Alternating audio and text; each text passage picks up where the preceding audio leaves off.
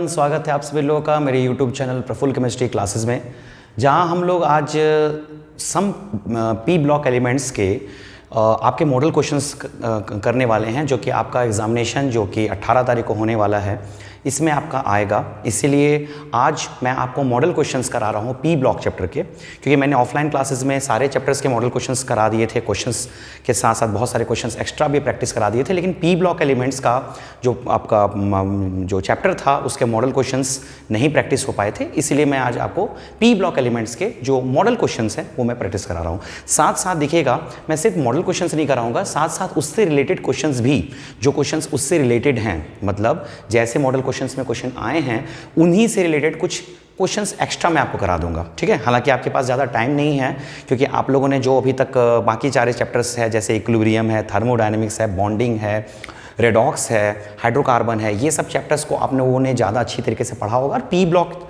Elements आप लोगों ने अगर अभी तक नहीं पढ़ा है तो आपको ज़्यादा पढ़ने की ज़रूरत नहीं है, क्योंकि आपको भी पता है कि क्वेश्चंस ऑप्शनल होंगे, मतलब आपके पास ज़्यादा क्वेश्चंस होंगे, उससे आपको लिमिटेड क्वेश्चंस ही बनाने हैं।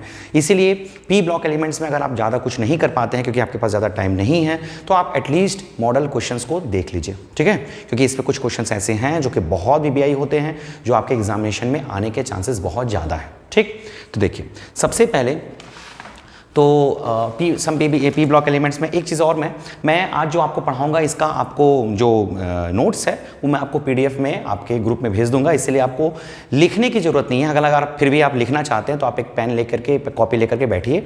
अगर आपको कुछ नया बात मिलता है तो आप लिख सकते हैं, लेकिन मैंने आपको ग्रुप में ये जो वीडियो सोल्यूशन है जो सेट का होगा पी ब्लॉक एलिमेंट्स का, वो मैं आपको ग्रुप में शेयर कर दूंगा। ठीक है, देखिए, जो मैंने आपको याद करिए, मैंने आपके सभी ग्रुप में पी ब्लॉक एलिमेंट्स को, सारे चैप्टर्स को क्लासिफाई किया है, मतलब हर एक चैप्टर के मॉडल क्वेश्चंस को मैंने अलग कर दिया। तो आपके पास सम पी ब्लॉक एलिमेंट्स का भी मॉडल क्वेश्चंस होगा सेपरेटली। उसमें जो आपका आता है, सबसे पहला है very short answer type question, जो कि आपके 1 मार्क्स क्वेश्चन होते हैं। इसमें पी ब्लॉक एलिमेंट से क्या क्या क्वेश्चन पूछा है, वो क्या क्या पूछ सकता है, क्या पूछना चाहता है, ये हम लोग देखेंगे। सबसे पहला जो क्वेश्चन है ना, वो आपको पूछा है कि ग्रुप 13 का आपको जनरल इलेक्ट्रॉनिक कॉन्फ़िगरेशन लिखना है। देखिए, पहले तो आपको ये बात पता होगा, देखिए मैं आपको सीधे क्वेश्चंस पे नहीं आऊँगा, क्वेश्चंस के इर्द गिर्द आने के बाद ही क्वेश्चंस पे आऊँगा। सबसे पहले तो आपको ये बात पता है कि पी ब्लॉक एलिमेंट्स जो आपका यहाँ लिखा हुआ है सम पी ब्लॉक्स, आपको 2 ग्रुप पढ़ने हैं। कौन कौन सा ग्रुप? पी ब्लॉक एलिमेंट जो होता है एक्चुअली में ग्रुप 13 से लेके ग्रुप 18 तक होता है। ठीक है, ग्रुप 13 में आता है बोरोन फैमिली, बाल, गंगाधर, इंडियन, तिलक, ये इसका शॉर्ट ट्रिक हो गया याद करने का। ग्रुप 14 जो हो गया वो हो गया आपका कार्बन फैमिली, शिव शंकर, गणेश, संग, पार्वती। ठीक है, शिव शंकर, गणेश, संग, पार्वती, इसका ट्रिक हो गया। आपको ये दोनों ग्रुप ही पढ़ना है क्लास 11 में। इसके बाद ग्रुप 15, ग्रुप 16, ग्रुप 17 और ग्रुप 18 जो है आपका 12 क्लास का टॉपिक है। तो आपको ये बात पता होना चाहिए कि आपके सिलेबस में ये दोनों ग्रुप ही है, ग्रुप 13 और ग्रुप 14, बोरोन फैमिली और कार्बन फैमिली।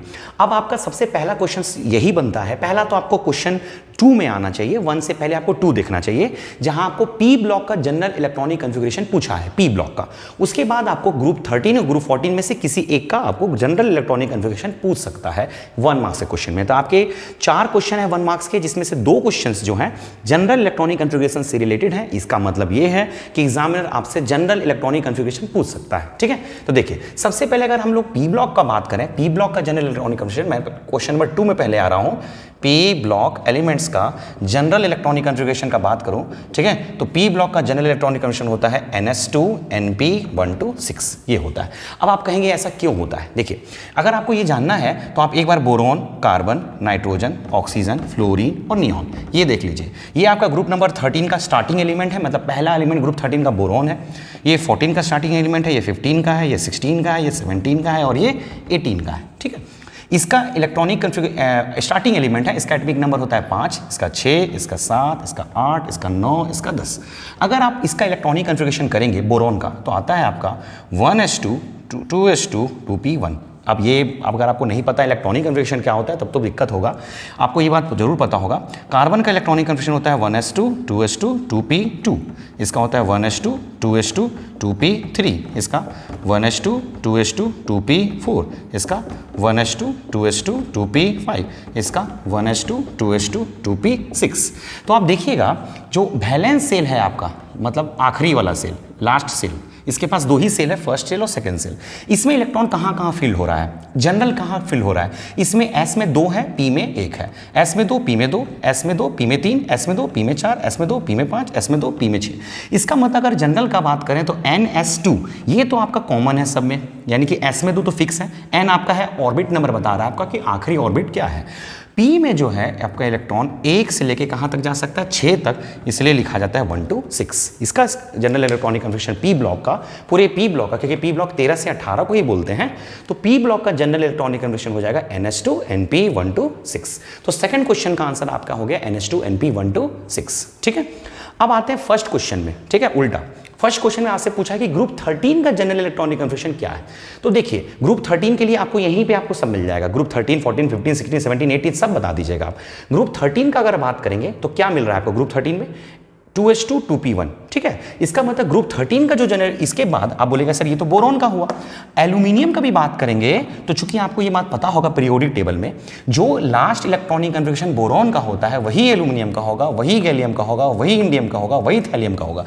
सबका आखिरी सेल में बराबर इलेक्ट्रॉन होते हैं, ये पीरियोडिक टेबल का उसूल है, ये नियम है, तभी तो ये एक ही ग्रुप में है, एक ही परिवार के हैं, एक ही सदस्य हैं, एक ही परिवार के सदस्य, सबका लास्ट इलेक्ट्रॉनिक कन्फिग्रेशन सबका सेम होगा। तो अगर इसका 2s2 2p1 है तो इसका लास्ट में होगा 3s2 3p1, 4s2 4p1, 5s2 5p1, 6s2 6p1। ठीक है, तो इसका मतलब ग्रुप 13 का अगर बात करें जनरल, तो जनरल ग्रुप 13 का जनरल इलेक्ट्रॉनिक कन्फिग्रेशन क्या हो जाएगा, तो हो जाएगा आपका NS2 NP1। बोले समझ में आया, ग्रुप 13 का हो गया NS2 NP1। ठीक है, अच्छा अगर एक बात बताइए, ये तो हो गया आपका फर्स्ट क्वेश्चन, ये हो गया सेकंड क्वेश्चन। ठीक है, लेकिन इसमें एक्स्ट्रा क्वेश्चन आपसे बन सकता है कि ग्रुप 14 का जनरल इलेक्ट्रॉनिक कन्फिग्रेशन क्या है, ये भी तो पूछ सकता है। ग्रुप 13 पी ब्लॉक इन दोनों का दे दिया, ग्रुप 14 का पूछ देगा तो क्या करेंगे। ठीक है, तो आप इसका स्क्रीनशॉट ले सकते हैं, ये पूरे मैंने आपको समझा दिया ऐसा क्यों हुआ। ठीक है, तो अगर आपको यहाँ मैं एक्स्ट्रा क्वेश्चन दे रहा हूँ, ठीक है, कुछ एक्स्ट्रा क्वेश्चन मैंने आपको बताया था कि एक्स्ट्रा क्वेश्चन भी आपको कर लेना है, तो अगर आपको मैंने यहाँ एक्स्ट्रा लिख दे रहा हूँ एक्स्ट्रा। ठीक है, तो अगर आपको ग्रुप 14 का पूछ दिया, सॉरी ग्रुप 14 का आपसे अगर पूछ दिया,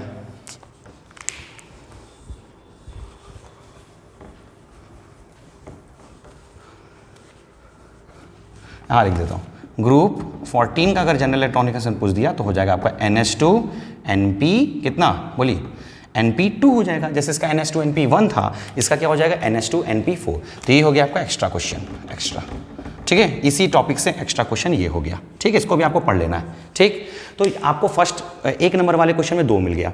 अब आता है आपका थर्ड क्वेश्चन। जो थर्ड क्वेश्चन है वो आपका अलग है, वो जनरल इलेक्ट्रॉनिक कन्फिग्रेशन से इसको कोई लेना देना नहीं है। जो थर्ड क्वेश्चन है वो आपका है कि डाइबोरेन का फॉर्मूला क्या है ना, what is the formula of diborane. तो देखिए डाइबोरेन बोरोन के हाइड्राइड को कहा जाता है, हाइड्राइड ऑफ बोरेन को ही हम लोग डाइबोरेन कहते हैं। तो डाइबोरेन का जो फॉर्मूला होता है डाइबोरेन का, वो होता है B2H6। क्या होता है, B2H6, ये ध्यान रखना है आपको। Formula of diborane is B2H6। ठीक है, अब देखिए फॉर्मूला अगर आपको उसने पूछ दिया तो इसका मतलब आपको और बहुत सारे कंपाउंड का फॉर्मूला भी आना चाहिए जो आपको पी ब्लॉक में पढ़ना है। तो ये हो गया तीसरा क्वेश्चन, लेकिन मैं फिर से यहाँ आपको कुछ एक्स्ट्रा क्वेश्चन बोलूँगा करके जाने के लिए। जैसे, ठीक है, जैसे आपसे पूछ सकता है बोरिक एसिड का फॉर्मूला, किस चीज़ का, बोरिक एसिड का फॉर्मूला होता है आपका H3BO3, ऐसी को लोग BOH का होल 3 लिखते हैं। ठीक है, ये भी आपको पढ़ के जाना है। हो सकता है डाइबोरेन बोले लेकिन एग्जाम में बोरिक एसिड दे दे। ठीक है, उसके बाद फॉर्मूला ऑफ बोराजीन, बोराजीन का भी फॉर्मूला पूछ सकता है आपसे। इसका फॉर्मूला होता है B3N3H6। क्या होता है, B3N3H6। और ये भी याद रखिएगा कि इसे इनऑर्गेनिक बेंजीन भी कहा जाता है। क्या कहा जाता है, इनऑर्गेनिक बेंजीन। आपसे पूछ सकता है which compound is also known as inorganic benzene and what is the formula of it. तो इनऑर्गेनिक बेंजीन किसको कहा जाता है, बोराजीन को। फॉर्मूला होता है B3N3H6। आपको ये भी करना है। उसके बाद हाँ, इसको इनऑर्गेनिक बेंजीन भी कहा जाता है। उसके बाद बोरेक्स, बोरेक्स इसका फॉर्मूला भी पूछ सकता है, बोरेक्स। ठीक है, बोरेक्स का भी फॉर्मूला आपसे पूछ सकता है Na2B4O7, Na2B4O7 और इसके साथ 10H2O मॉलिक्यूल्स एसोसिएटेड रहता है। Na2B4O7 10H2O। मतलब आपसे सिर्फ डाइबोरेन आपका सेट में है, लेकिन आपको ये तीनों एक्स्ट्रा क्वेश्चंस करके जाना है। ठीक है, बोरेक्स का फॉर्मूला, बोराजीन का फॉर्मूला और बोरिक एसिड का फॉर्मूला, ये तीनों आपको पढ़ के जाना ही है। ठीक है, क्लियर? ये तो हो गया आपका। और मैंने एक क्वेश्चन को ऐड किया है, name one ore of boron. देखिए आपको पता होगा कि कोई भी एलिमेंट जो हम लोग एक्सट्रैक्ट करते हैं वो ओर और मिनरल से करते हैं। मिनरल और ओर यानी कि हिंदी में से खनिज और अयस्क कहा जाता है। मिनरल का मतलब खनिज, ओर का मतलब अयस्क। ये सब कहाँ होता है? धरती के अंदर। धरती के अंदर जो ओर होता है या फिर मिनरल होता है, उसी से हम लोग धातुओं या फिर एलिमेंट्स का एक्सट्रैक्शन करते हैं, मतलब हम लोग एलिमेंट को उसी से प्राप्त करते हैं, ओर का। तो बोरोन का जो एक ओर है, ओर ऑफ बोरोन, कम से कम एक ओर आपको बोरोन का याद होना चाहिए, जिसका नाम है कोलेमेनाइट। क्या नाम है? कोलेमेनाइट। ये याद रखना होगा, ठीक है? क्लियर? तो ये आपको 4 एक्स्ट्रा क्वेश्चन मैंने आपको ऐड करके बताया है। 1 मार्क्स के क्वेश्चन में ये आपको पूछ सकता है। इधर से मैंने एक एक्स्ट्रा क्वेश्चन आपको दिया ग्रुप 14 का जनरल इलेक्ट्रॉनिक कंप्यूटेशन, यानी कि ये सब क्वेश्चंस आपके एग्जाम में और एक्स्ट्रा आपको पढ़ के जाना है, ठीक है? तो 3 क्वेश्चन तो आपका हो गया, 1 2 3, और 3 क्वेश्चन के साथ साथ मैंने आपको कुछ एक्स्ट्रा क्वेश्चन भी दे दिया, ठीक है? अब मैं आता हूँ क्वेश्चन नंबर 4 की तरफ, ठीक है? चलिए इसका आप नोट डाउन कर सकते हैं या आपको ग्रुप में मैं क्वेश्चंस भेज ही दूंगा, तो आप वहां से भी लिख सकते हैं। आप एक बार क्वेश्चंस आंसर अगर मैं भेज भी देता हूं तो आप कोशिश कीजिए कि आप याद करके उसे अपने लैंग्वेज में कॉपी पे लिख लीजिएगा। भले आपके पास टाइम है लेकिन एक बार लिखिएगा जरूर, ठीक है? क्वेश्चन नंबर 4 है आपका, बहुत अच्छा क्वेश्चन है, बहुत ईजी क्वेश्चन है कि बोरॉन और एल्यूमिनियम में हायर आयनाइजेशन एंथैल्पी किसका है? ठीक है, सिंपल सा क्वेश्चन है। बोरॉन और एल्यूमिनियम में हायर आयनाइजेशन एंथैल्पी किसका है? ठीक है, तो देखिए आपको पीरियोडिक टेबल का एक जनरल ट्रेंड पता होगा, नीचे जाने पे साइज इंक्रीज करता है, एटॉमिक साइज इंक्रीज करता है जैसे पीरियोडिक टेबल में नीचे जाते हैं, है ना? और आयनाइजेशन एंथैल्पी जो है नीचे जाने पे डिक्रीज करता है। क्या करता है? डिक्रीज। अब आपके मन में क्वेश्चन आ रहा होगा, sir what is ionization enthalpy? देखिए मैं आपको बता देता हूं, हालांकि आपको पता होना चाहिए। मान लीजिए आपके पास एक एलिमेंट है, बोरोन का ही मैं बात करता हूं 5। अगर मैं इलेक्ट्रॉनिक कन्फर्मेशन की बात करूं तो 2 3 होता है, या इससे आप 1s2 2s2 2p1 भी लिखते हैं। 2 3 आपको क्लास 9th में के जमाने में या 10th के जमाने में आप लिखा करते थे। फर्स्ट ऑर्बिट में 2 इलेक्ट्रॉन, सेकंड ऑर्बिट में 3 इलेक्ट्रॉन हो गया। एल्यूमिनियम का 13 होता है, तो 2 8 3 ऑर्बिट है इसके पास, 1 2 3 2 फिर 8 फिर लास्ट में 3। देखिए दोनों के बाहरी हिस्से में 3 इलेक्ट्रॉन है, होगा भी क्यों नहीं, क्योंकि दोनों सेम फैमिली का है, मैंने आपको बताया था।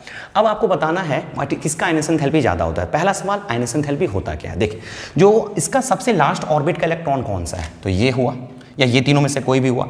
ये इलेक्ट्रॉन को अगर हमको एटम से बाहर लेके निकालना है, मैं चाहता हूं कि ये इलेक्ट्रॉन एटम से बाहर निकल जाए, तो जितना मिनिमम एनर्जी का जरूरत पड़ेगा, that minimum energy is called ionization enthalpy, ठीक है? यहां से भी वही बात है, अगर मैं चाहता हूं कि ये इलेक्ट्रॉन को यहां से निकालना है तो कुछ एनर्जी लगाना पड़ेगा। सवाल है एनर्जी क्यों लगाना पड़ेगा? तो एक बात बताइए, क्या न्यूक्लियस के ऊपर प्लस चार्ज है, इलेक्ट्रॉन के ऊपर माइनस चार्ज है, तो क्या न्यूक्लियस इलेक्ट्रॉन को अपनी ओर खींच के रखेगा ना, ठीक है? तो जब ये खींच के रखेगा तो आपको निकालने के लिए कुछ एनर्जी चाहिए ना, इसीलिए आयनाइजेशन एंथैल्पी आपको चाहिए। यहां से भी, यहां भी इलेक्ट्रॉन चाहिए, यहां भी खींच के रखेगा। लेकिन एक बात बताइए, आप खुद बताइए किसमें एनर्जी ज्यादा लगेगा?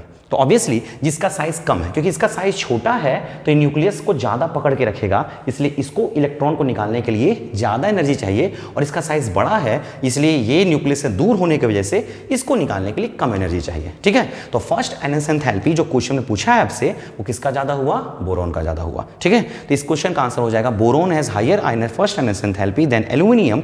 क्यों पूछेगा? तो बोलना होगा due to its smaller atomic size, इसका एटॉमिक साइज छोटा होता है इसलिए, ठीक है? Clear? Due to its smaller atomic size, आपको क्यों भी बता देना है, ठीक? चलिए, तो 1 मार्क्स के 4 क्वेश्चंस थे आपके, तीनों सेट मिला करके, और वो मैंने आपको कंप्लीट करा दिया। अब मैं आता हूं वेरी शॉर्ट आंसर क्वेश्चन के बाद short answer type question, SATQ, यानी कि 3 मार्क्स। ये क्वेश्चंस आपको 3 नंबर देंगे, ठीक है? तो इसमें आपको हाँ, इसमें आपको 3 क्वेश्चंस दिए गए हैं, ठीक है? लेकिन मैं आपको गजब सा बात बता रहा हूं, मैं आपको 3 क्वेश्चंस जरूर दिए गए हैं, लेकिन मैं पहले आपको तीसरा क्वेश्चन कराऊंगा आपके सेट में, मतलब very short answer type question का जो आपका थर्ड है, मैं पहले उसे करा रहा हूं। थर्ड, इसका रीजन है, आपको समझ में आ जाएगा, क्योंकि थर्ड अगर समझ में आ गया तभी आपको फर्स्ट समझ में आएगा, ठीक है? फर्स्ट और सेकंड, इवन सेकंड भी। इसीलिए सबसे पहला आपका क्वेश्चन है, what is inert pair effect? ये तो इतना इंपॉर्टेंट टॉपिक है जो मुझे 100% लगता है कि एग्जाम में आएगा। इनर्ट पेयर इफेक्ट आपके एग्जामिनेशन में आना ऑलमोस्ट तय है। ये और एक कैटिनेशन प्रॉपर्टी, ये दोनों जो आपका थर्ड का SATQ का तीसरा क्वेश्चन है वो बहुत बहुत बहुत VBI है। इनर्ट पेयर इफेक्ट, कैटिनेशन, ठीक है, ये दोनों बहुत है इंपॉर्टेंट, ठीक है। तो इनर्ट पेयर इफेक्ट क्या होता है, ध्यान से समझिएगा, क्योंकि रटने से अगर रटने को कोशिश कीजिएगा तो भूल जाइएगा 100%, ठीक है। देखिए, अगर आपका बात करते हैं कार्बन फैमिली का, कार्बन का इलेक्ट्रॉनिक कन्फिग्रेशन क्या होता है, 1s2 2s2 2p2। इसका अगर हम लोगों ने बॉक्स बनाया, याद कीजिए आपने चैप्टर नंबर 2 में इस तरह से इलेक्ट्रॉनिक डिस्ट्रीब्यूशन किया होगा, ठीक है। तो अब एक बात बताइए, इसके पास कितने अनपेड इलेक्ट्रॉन है कार्बन के पास, तो 2। जितने अनपेड इलेक्ट्रॉन होते हैं उसके ऑक्सीडेशन स्टेट उतनी ही होती है, ठीक है, यानी कि कार्बन का ऑक्सीडेशन स्टेट है 2, ठीक। अब यहां पर आपको लगा देना है +2, क्योंकि कार्बन जो है इलेक्ट्रॉन मतलब लूज, क्योंकि एक इलेक्ट्रोनेगेटिव एलिमेंट अगर होता है, अगर एक कार्बन एक इलेक्ट्रोनेगेटिव बहुत इलेक्ट्रोनेगेटिव एलिमेंट होता तो 2 इलेक्ट्रॉन लेने का एबिलिटी होता, तब इसका ऑक्सीडेशन स्टेट हो जाता -2। लेकिन कार्बन उतना इलेक्ट्रोनेगेटिव एलिमेंट नहीं है, इसलिए ऑक्सीडेशन स्टेट आपको लिखना है +2, ठीक है। तो अब सवाल है कि क्या कार्बन सिर्फ 2 ही ऑक्सीडेशन स्टेट शो कर सकता है क्या, +2 ही? नहीं। होता क्या है कि अगर कभी कार्बन को ऐसा केस आ जाए जहां उसको 4 बॉन्ड बनाना है, जैसे CH4, कार्बन को वहां 4 बॉन्ड बनाना पड़ता है, तो जब कार्बन को 4 बॉन्ड बनाना पड़ता है तो ये अपना एक इलेक्ट्रॉन को उठा के यहां भेज देगा। मतलब ये इलेक्ट्रॉन ये चाहेगा, अगर इसको 4 बॉन्ड बनाना है तो इसके पास 4 अनपेड होना चाहिए। फिलहाल अनपेड कितने हैं, 2, ठीक है। अगर आपको 4 बॉन्ड बनाना है, कार्बन को बनवाना है, तो इसका अपना एक इलेक्ट्रॉन यहां से यहां जंप मारेगा। जैसे ही एक इलेक्ट्रॉन जंप मार देगा, इसके पास यहां एक अनपेड हो गया और यहां 3 अनपेड हो गए, ठीक है। तो टोटल मिला के कितने अनपेड हो गए, 4, यानी कि अब इसका ऑक्सीडेशन स्टेट हो जाएगा +4। क्या हो जाएगा, +4, ठीक है। तो ये हो गया पहला स्टेट, ये हो गया दूसरा स्टेट, ठीक है। ये हो गया कार्बन का बात। अब इसी तरह से सेम टू सेम सिलिकॉन भी शो करेगा, क्योंकि सिलिकॉन भी इसी परिवार का सदस्य है। 1s2 2s2 2p6 3s2 3p2, इसके पास भी 2 इलेक्ट्रॉन होगा, अनपेड इलेक्ट्रॉन 2, ध्यान से देखिएगा, ठीक है। यानी ये भी कौन सा ऑक्सीडेशन स्टेट शो कर सकता है, +2। फिर से इसको भी अगर नौबत आए तो अपना एक इलेक्ट्रॉन जंप करवा सकता है। अब इसके पास अनपेड कितने हो गए, 4। अब ये कौन सा ऑक्सीडेशन स्टेट शो करेगा, +4, ठीक है। तो इस तरह से एक बात बोलिए कि कार्बन, सिलिकॉन, है ना, जर्मेनियम, SN और लेड, है ना, शिव शंकर गणेश सिंह पार्वती, या फिर कहे शिवजी सुनो पार्वती। एक और ट्रिक है, कहे शिवजी सुनो पार्वती, कहे शिवजी सुनो पार्वती। सीसी गिलास से ना पीबो एक ट्रिक ये भी है, सीसी गिलास से ना पीबो, ठीक। चलिए, तो इसका ऑक्सीडेशन स्टेट हो गया 2 4, इसका भी हो जाएगा 2 4, इसका भी हो जाएगा 2 4, इसका भी हो जाएगा 2 4, इसका भी हो जाएगा 2 4, क्योंकि सभी एलिमेंट्स ऐसा कर सकते हैं जो काम कार्बन सिलिकॉन कर सकता है। सबके पास तो लास्ट में ऐसा ही इलेक्ट्रॉन होगा, सब कर सकते हैं। ध्यान सुनिएगा, इनर्ट पेयर इफेक्ट में आपको टाइम लगेगा, लेकिन पेशेंस रखना होगा, ठीक है। सभी करेंगे +2। अब आपसे कोई पूछेगा कि आप सबसे अच्छा +2 और +4 ऑक्सीडेशन स्टेट शो कौन करता है, तो देखिए यहां पे मैं आपको बहुत इंपॉर्टेंट बात बता रहा हूं। जैसे जैसे आप नीचे जाइएगा, +2 ऑक्सीडेशन स्टेट का स्टेबिलिटी इंक्रीज करता है, +2 ऑक्सीडेशन स्टेट का स्टेबिलिटी इंक्रीज करता है। लेकिन जब आप नीचे जाइएगा तो +4 ऑक्सीडेशन स्टेट का स्टेबिलिटी डिक्रीज करेगा, ठीक है। देखिए, पहला बात है कि ये इंक्रीज क्यों करता है, ये तो जनरल बात हो गया, इसमें नया कुछ नहीं है, क्योंकि जैसे जैसे हम लोग नीचे जाते हैं मेटेलिक प्रॉपर्टी इंक्रीज करता है। मेटल अच्छा मिलेगा आपको पीरियोडिक टेबल में नीचे, तो जितना ज़्यादा मेटेलिक प्रॉपर्टी होता है उतना इलेक्ट्रॉन को देने का प्रॉपर्टी ज़्यादा होता है। इसका मतलब पीबी इलेक्ट्रॉन को सबसे अच्छा दे सकता था, इसलिए +2 तो इसी का होना चाहिए था 100%। इसमें नया कुछ नहीं है, ये आपका ट्रेंड ही है। जैसे जैसे नीचे जाते हैं पॉजिटिव ऑक्सीडेशन स्टेट अच्छा होते जाता है, लेकिन +4 तो इसी का होना चाहिए था। 4 भी तो इलेक्ट्रॉन देना ही है, लेकिन लेड का अच्छा नहीं है, है ना, 3 का उससे कम, मतलब सबसे खराब तो लेड का ही हो गया, 3 का उससे कम। तो ऐसा क्यों है कि +4 स्टेबिलिटी नीचे जाने में डिक्रीज कर रहा है? इसी को कहा जाता है इनर्ट पेयर इफेक्ट। अब क्यों, उसके समझिएगा। देखो होता क्या है, जैसे जैसे आप नीचे जाइएगा तो जो s ऑर्बिटल, देखिए +4 ऑक्सीडेशन स्टेट कब शो हुआ था, खाली आप ये बताइए। तो +4 तब हुआ था जब s ऑर्बिटल से इलेक्ट्रॉन जंप मार के कहां गया, p, ठीक है। जैसे +2 कब शो हुआ था, क्या +2 को दिखाने के लिए, +2 शो करने के लिए s ऑर्बिटल का कोई कंट्रीब्यूशन था क्या, नहीं। जब कार्बन को किसी के साथ बॉन्ड बनाना था, सिर्फ 2 बॉन्ड, तो कार्बन s ऑर्बिटल का जो इलेक्ट्रॉन बोला हम तो पार्टिसिपेट करेंगे नहीं भैया, क्योंकि 2 दिखाने के लिए तो आपके पास 2 अनपेड है ही। लेकिन आपको अगर +4 ऑक्सीडेशन स्टेट शो करवाना है, किससे, कार्बन से या सिलिकॉन से, तो आपको ऐसे उठा के एक इलेक्ट्रॉन को यहां डालना पड़ा, ठीक है। यानी कि s को छूना पड़ा, s से इलेक्ट्रॉन को हेल्प मांगना पड़ा कि आपसे s को इलेक्ट्रॉन दीजिए। लेकिन होता क्या है कि जैसे जैसे आप पीरियोडिक टेबल में नीचे जाएंगे, जितना आप नीचे जाएंगे ये s ऑर्बिटल धीरे धीरे धीरे धीरे मुंह फुलाने लग जाता है। मतलब ये बोलेगा मैं आपको अपना इलेक्ट्रॉन नहीं दूंगा। ये s ऑर्बिटल धीरे धीरे बोलेगा हम आपको अपना इलेक्ट्रॉन नहीं देंगे। अब आपके मन में आ रहा होगा ऐसा क्यों, नीचे जाने पे ऐसा क्या होता है? तो जैसे जैसे आप नीचे जाइएगा एटॉमिक नंबर जब बढ़ता है तो न्यूक्लियर चार्ज बढ़ जाता है। मतलब न्यूक्लियस का s ऑर्बिटल को लेकर के अट्रैक्शन बहुत ज्यादा हो जाता है। न्यूक्लियस क्या करेगा, s ऑर्बिटल के इलेक्ट्रॉन को पकड़ के रखेगा कि ना अब तुमको जाने नहीं देंगे। ये दोनों इलेक्ट्रॉन को पकड़ के रखा कौन, न्यूक्लियस। ठीक है, अब बताइए जब ये दोनों इलेक्ट्रॉन को पकड़ लिया तो ये जंप मारेगा क्या, नहीं मार पाएगा। यानी कि क्या +4 ऑक्सीडेशन स्टेट शो कर पाएगा, क्या नहीं कर पाएगा। कब, जब आप नीचे जाइएगा। तो अब जितना नीचे जाइएगा s ऑर्बिटल उतना ही ज्यादा इनर्ट हो जाता है। क्या हो जाता है, इनर्ट, अक्रिय, क्रिया नहीं करेगा, मुंह फुला लेगा, नहीं देंगे इलेक्ट्रॉन। क्यों, क्योंकि न्यूक्लियस उसको पकड़ के रखा है। तो जब s ऑर्बिटल का इलेक्ट्रॉन बाहर जा ही नहीं रहा है, जंप मार ही नहीं रहा है, तो क्या वो +4 ऑक्सीडेशन स्टेट शो कर पाएगा, नहीं कर पाएगा। इसका मतलब ये कभी +4 ऑक्सीडेशन स्टेट उतना अच्छा शो नहीं कर पाएगा। ठीक है, क्लियर हो रहा है। इसी को कहा जाता है इनर्ट पेयर इफेक्ट। क्यों बोला जाता है, नाम सुनिएगा, इनर्ट। s ऑर्बिटल क्या हो जा रहा है, इनर्ट। इनर्ट का मतलब अक्रिय, जो क्रियाशील ना हो, रिएक्टिव ना हो। तो क्या s ऑर्बिटल रिएक्टिव है कि नहीं है, नहीं है, इनर्ट। पेयर मतलब जोड़ा, इलेक्ट्रॉन का जोड़ा, इफेक्ट, इसी को कहा जाता है इनर्ट पेयर इफेक्ट। ठीक है, तो मैं आपको डेफिनेशन पढ़ देता हूं, आपके पास नोट्स में मिल ही जाएगा।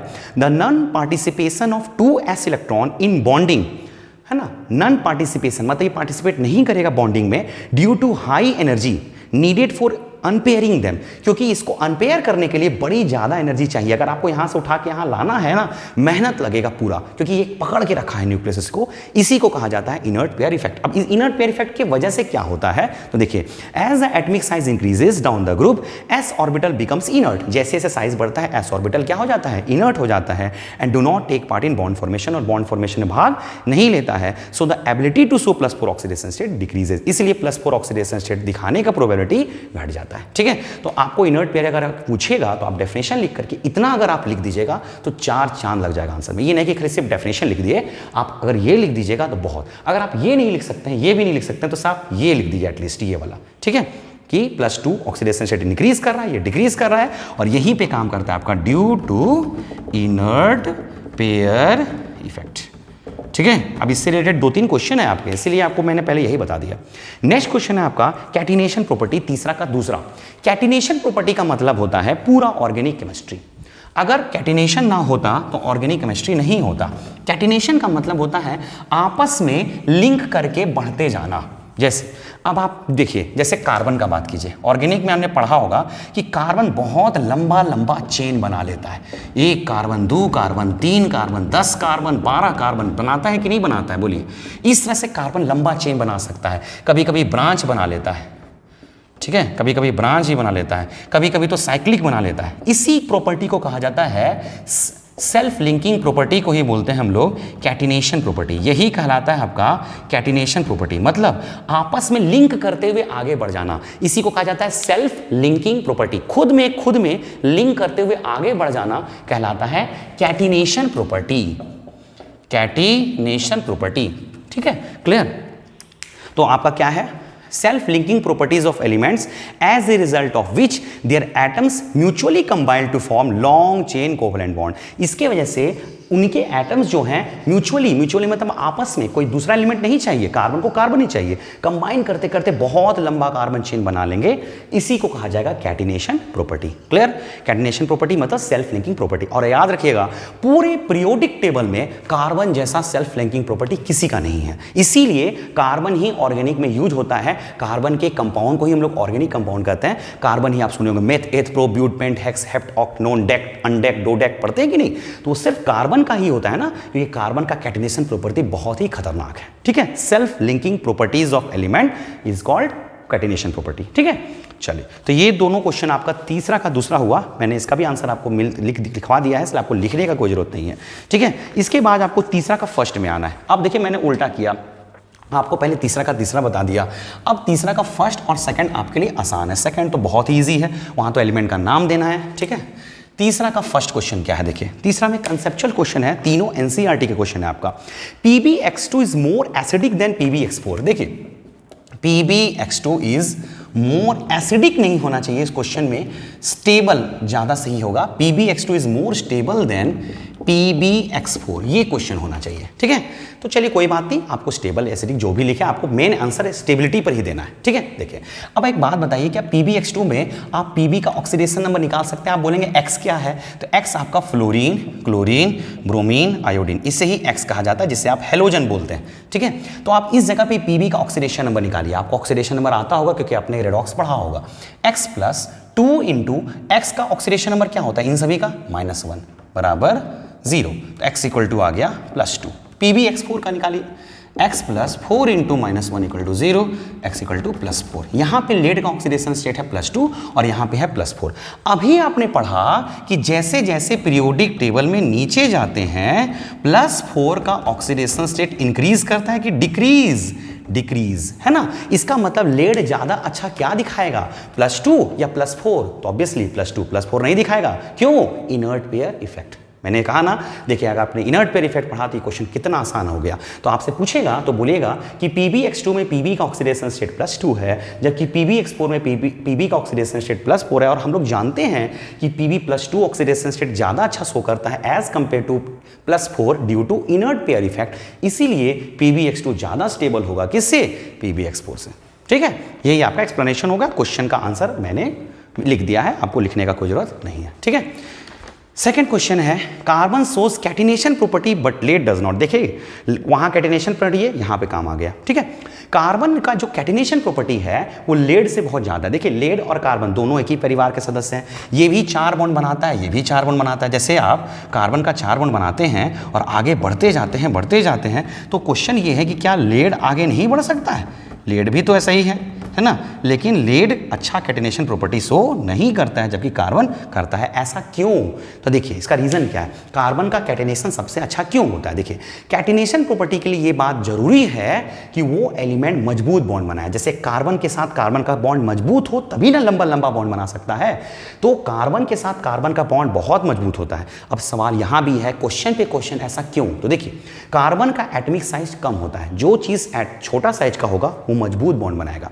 कार्बन का साइज छोटा होता है इसलिए बॉन्ड क्या होता है? मजबूत। लेड का साइज होता है बड़ा इसलिए बॉन्ड क्या होता है? कमजोर। इसीलिए कार्बन का साइज छोटा होने की वजह से ये बॉन्ड मजबूत बनाएगा, इसलिए इसका कैटिनेशन प्रॉपर्टी ज्यादा होगा और लेड का कैटिनेशन प्रॉपर्टी कम होगा। ठीक है, due to its smaller size and high bond strength of carbon as compare to lead carbon shows maximum catenation property as compare to lead. ठीक है, ये इस क्वेश्चन का आंसर हो गया। ठीक है, ये भी आपको लिखा हुआ है, लिखने का कोई जरूरत नहीं है।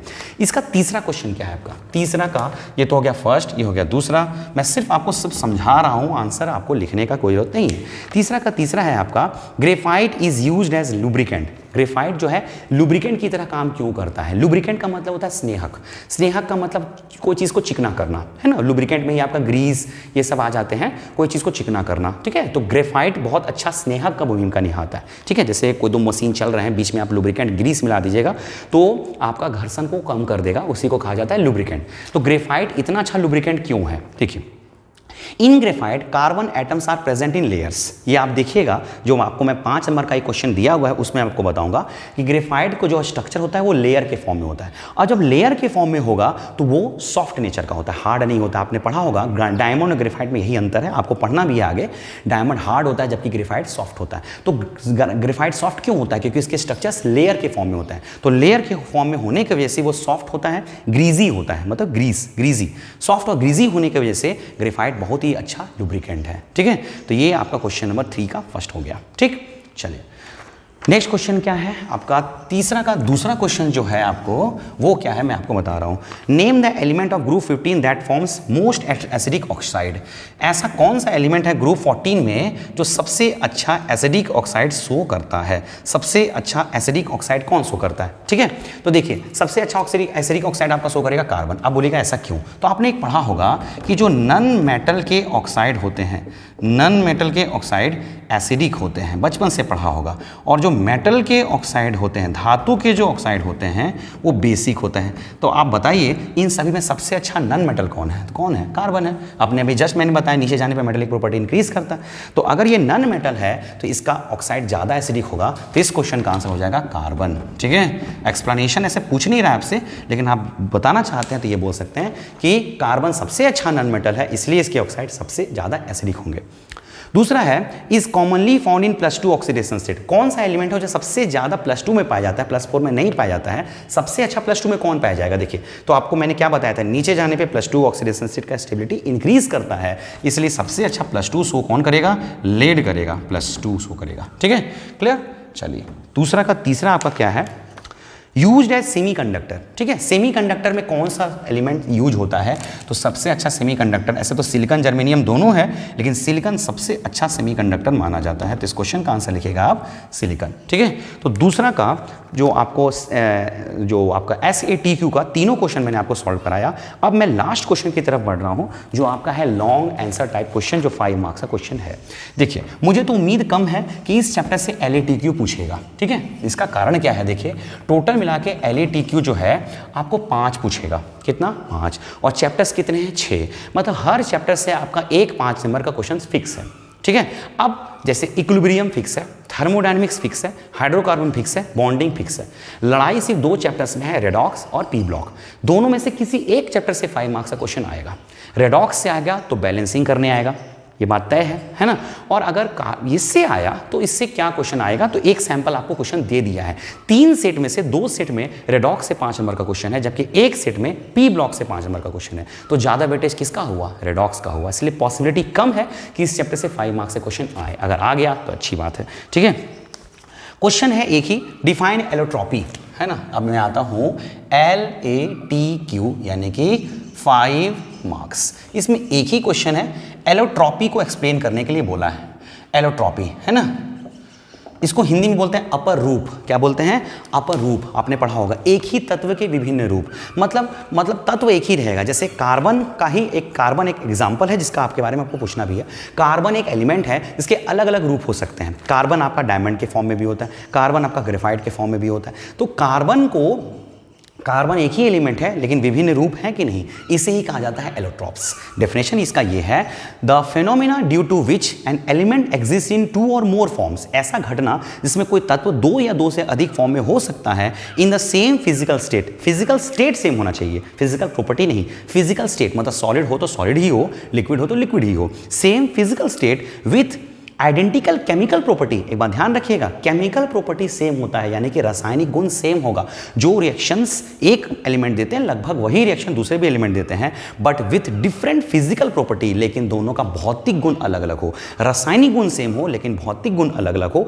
ध्यान रखिएगा, 2 रूप, एक ही तत्व के विभिन्न रूप जिनके फिजिकल स्टेट सेम होंगे, यानी कि सॉलिड है तो दूसरा भी सॉलिड होगा, तीसरा भी सॉलिड होगा, लेकिन फिजिकल स्टेट सेम है। ध्यान रखिएगा, केमिकल प्रॉपर्टी सेम है बट फिजिकल प्रॉपर्टी अलग अलग है। ठीक है, chemical property same, physical property अलग अलग, रासायनिक गुण सेम लेकिन भौतिक गुण अलग अलग, फिजिकल स्टेट सेम है। ध्यान रखिएगा, फिजिकल प्रॉपर्टी नहीं, उसे ही कहा जाता है एलोट्रॉप्स। ठीक है, तो जो कार्बन के जो 2 बहुत इंपॉर्टेंट एलोट्रॉप्स होते हैं वो हैं आपके डायमंड और एक है आपका ग्रेफाइट। ठीक है, अब ये डायमंड और ग्रेफाइट में क्या अंतर है ये भी आपका पूछा है। तो अंतर बताने से पहले आपको थोड़ा सा इनके बारे में जानना होगा। जो डायमंड होता है इसका स्ट्रक्चर जो होता है ये क्रिस्टल स्ट्रक्चर होता है, क्रिस्टलाइन। ठीक है, इसका जो स्ट्रक्चर होता है मैंने आपको ये नोट्स में इसके स्ट्रक्चर्स को एक्सप्लेन किया है, बताया है। ठीक है, ज़्यादा डिटेल में करने का जरूरत नहीं है, हो गया डायमंड। ठीक है, ये सभी कार्बन है। क्या है? कार्बन।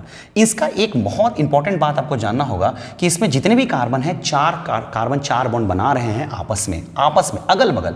ठीक है, ये बॉन्ड बनाते जाएंगे बहुत लंबा चेन बना लेंगे। ऐसा नहीं सोचिएगा कार्बन डायमंड सिर्फ इतना ही है, ये पूरा नेट होता है, और बढ़ा जाएगा, और बढ़ा सकते हैं आप। तो ये हो गया डायमंड का स्ट्रक्चर, जिसमें कार्बन जो है 4 सिंगल बॉन्ड बना रहे हैं, इसलिए इसका हाइब्रिडेशन क्या है? sp3। जबकि ग्रेफाइट जो है ये लेयर्ड स्ट्रक्चर बनाते हैं। लेयर्ड का मतलब ऐसे रहेगा, देखिए ये कार्बन अपने ग्रेफाइट में क्या होता है कि ये सब आपस में, ठीक है, 3 ही कोवलेंट बॉन्ड बनाते हैं अगल बगल। जैसे ये कार्बन का बात करें तो ये 3 ही बॉन्ड बनाया ना, 1 2 3, और चौथा बॉन्ड बनाने के लिए ये दूसरे लेयर का हेल्प लेता है। मतलब इसको चौथा बॉन्ड बनाने के लिए दूसरा लेयर चाहिए, ये ध्यान देखिएगा। ठीक है, इसीलिए ये सॉफ्ट होता है। डायमंड हार्ड होता है जबकि ग्रेफाइट सॉफ्ट होता है। क्यों? ये भी क्वेश्चन आता था, क्योंकि जबकि दोनों कार्बन के इलेक्ट्रॉप्स हैं तो इसमें 4 बॉन्ड अगल बगल होते हैं, जबकि यहाँ 3 बॉन्ड तो अगल बगल होता है, लेकिन चौथा बॉन्ड दूसरे लेयर के बीच में होता है। और जब लेयर आ जाएगा तो ये बॉन्ड टूटने वाला होगा, और जब बॉन्ड टूट जाएगा तो इसका मतलब मजबूत बिल्कुल भी नहीं होगा।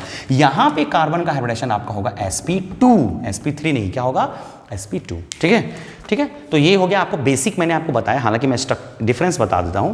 तो डायमंड क्या है? Diamond is hardest crystalline form of carbon. Hardest, आपको पता होगा डायमंड जैसा हार्ड कुछ नहीं होता है, ठीक है। Hardest crystalline form of carbon and occurs in free state. और डायमंड जो है मुक्त अवस्था में पाया जाता है, फ्री स्टेट में पाया जाता है, ठीक है। अब क्या है? In diamond all the carbon atoms are sp3 hybridized. Diamond में हर एक कार्बन sp3 हाइब्रिडाइज होते हैं, मतलब हर एक कार्बन 4 सिंगल बॉन्ड बना रहे हैं, इसलिए इसका हाइब्रिडाइजेशन क्या होता है? sp3 होता है ना। And are arrange tetrahedrally in space. और कैसे अरेंज होते हैं? तो टेट्राहेड्रली अरेंज होते हैं आपस में।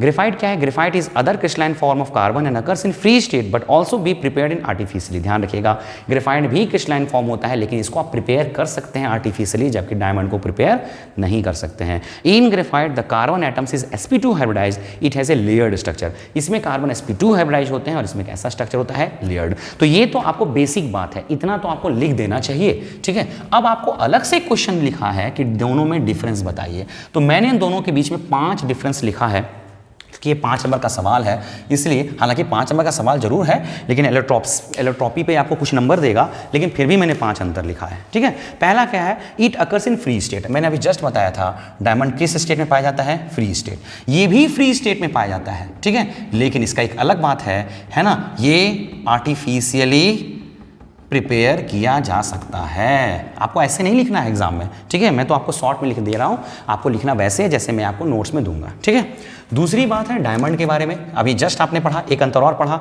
यहां पे पहला बात, ये हार्डेस्ट होता है। एक दूसरा पॉइंट आप लिखिएगा, ये हार्डेस्ट होता है, जबकि ये सॉफ्ट एंड ग्रीजी होता है, ग्रीजी, ठीक है। तो ये हो गया सॉफ्ट एंड ग्रीजी हो गया, मतलब ग्रीज टाइप का होगा, सॉफ्ट होगा कौन? ग्रेफाइट, जबकि ये क्या होगा? हार्ड होगा। तीसरा, अगर आपने जस्ट पढ़ा था कि इसमें कार्बन का हाइब्रिडेशन क्या होता है? sp3 होता है कार्बन का हाइब्रिडेशन, जबकि यहाँ पे कार्बन का हाइब्रिडेशन sp2 होता है। ये हो गया आपको 3 अंतर। चौथा अंतर हो गया, it is a bad conductor of heat and electricity. Heat and electricity का ये बैड कंडक्टर है, ठीक है। बैड कंडक्टर मतलब उष्मा और विद्युत का कुचालक है, मतलब करंट और हीट डायमंड से पास नहीं करेगा, जबकि हीट और करंट जो है ग्रेफाइट से बहुत ही अच्छा पास करता है। गुड कंडक्टर, ठीक है। तो ये हो गया आपका 4 डिफरेंस। लास्ट एलिमेंट है, इट इज ट्रांसपेरेंट और इट इज ओपेक। ये क्या होता है? ट्रांसपेरेंट होता है, ट्रांसपेरेंट, ठीक है, पारदर्शी, जबकि ये होता है ओपेक। ओपेक का मतलब होता है पारदर्शी नहीं होता, अपारदर्शी हो गया, मतलब एक आर पार नहीं देख सकते हैं ग्रेफाइट का, जबकि डायमंड का आप आर पार देख सकते हैं। तो ये हो गया आपका 5 पॉइंट जो आपको लिख देना है, क्योंकि ये 5 मार्क्स का क्वेश्चन है। तो इस तरह से आपको मैंने 1 नंबर के, 2 नंबर, 3 नंबर के और 5 नंबर के सभी क्वेश्चंस कराए। कुछ एक्स्ट्रा क्वेश्चन को मैंने आपको 1 नंबर का बताया।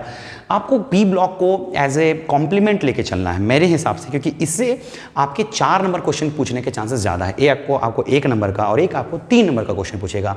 5 नंबर के क्वेश्चन पूछने की प्रोबेबिलिटी बहुत कम है, ठीक है। तो आपको मैंने जितना बताया, खास करके inert pair effect, catenation, allotropy, ये 3 इंपॉर्टेंट टॉपिक्स हैं, कैटिनेशन, एलोट्रॉपी और इनर्ट पेयर इफेक्ट। ये इनके क्वेश्चंस और कुछ फॉर्मूलाज, जैसे कि बोरोन, डाइबोरेन का फॉर्मूला, बोरिक एसिड का फॉर्मूला, बोराजीन का फॉर्मूला, ये जनरल इलेक्ट्रॉनिक कन्फिगरेशंस, इतने पॉइंट्स जितना मैंने आपको बताया, अगर आप पढ़ के जाते हैं तो मैक्सिमम चांस है कि आपके जो 4 नंबर के क्वेश्चन हैं आप पे बन जाएंगे, ठीक है।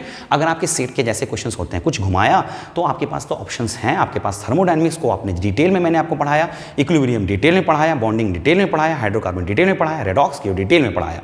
तो इस चैप्टर्स के अगर क्वेश्चन आते हैं तो आपके यही टॉपिक से घुमा फिरा के क्वेश्चन पूछेंगे, ठीक है। तो वीडियो अच्छा लगेगा तो लाइक, कमेंट और शेयर कीजिएगा और आराम से पढ़िएगा, अच्छे से प्रिपरेशन कीजिएगा, ठीक है। Thank you.